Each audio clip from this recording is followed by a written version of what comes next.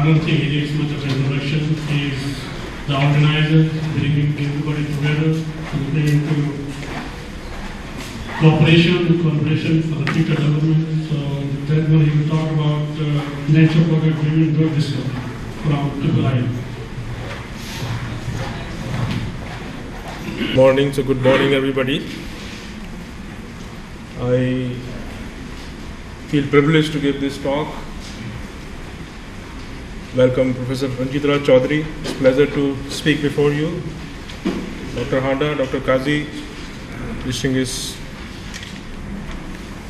invitee delegates.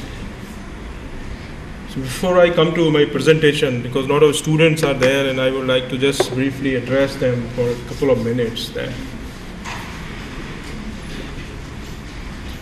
The way the science of drug discovery have evolved over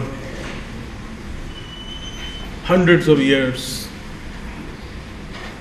the way I look at it, that it's the same continuum of knowledge. And I think if we address these issues with that thought in your mind, there is no conflict. It's a quest to find solutions to your problem. And this is the ultimate tribute to human ingenuity. The most adverse circumstances, people have found solution to it. So I think this discovery of substances from nature or whatever means that are available has been a paradigm. And I think somebody nicely mentioned that if you go back to the 19th century, this was the paradigm that most of the medicine that were listed in pharmacopoeia of even European pharmacopoeia or American pharmacopoeia were these preparations. And slowly, more and more intrusion of modern scientific tools revealed a revolution basically. I consider that revolution, and I mentioned in my earlier remark also that this is perhaps the most successful human enterprise in the history of human development, that today we have armamentarium of substances which can provide relief to us from diseases of all kinds. And I think many times when we complain, I allude to that ultimate human selfishness because we are never satisfied with what we have.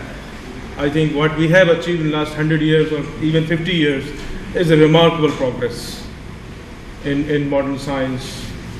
And since expectations have gone up, I think we have to continue that march.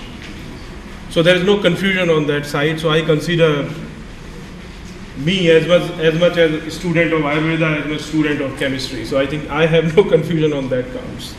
And chemistry or pharmacology, if we follow the route of R.N. Chopra, I think these are two enabling mechanisms that we have to understand the mysteries of these substances which nature produces. And of course, there is an evolutionary argument that you can find solutions to all of these correlations.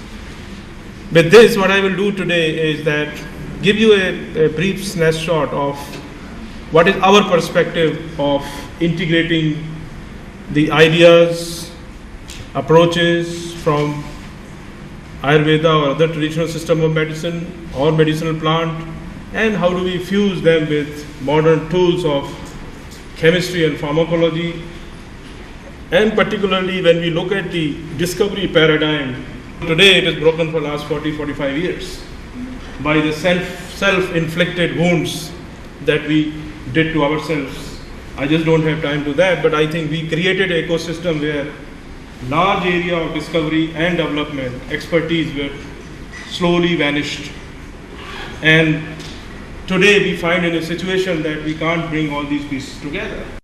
So that's I think we have to acknowledge that. But the silver lining for this is that while this expertise base was disappearing in scientific institutions and universities, the economy was driving a different source of the expertise coming back to our country in a different disguise. And that disguise is in the form of what we call today contract research organizations. So now India is a service provider for large number of drug development services to Western pharmaceutical companies. And I think that is an opportunity for us to link with that ecosystem rather than trying to again set up those facilities within the scientific system, because that will take a lot of time. So we have to find a harmony between what exists already in the country in terms of expertise, in terms of regulatory expertise, in terms of development expertise, and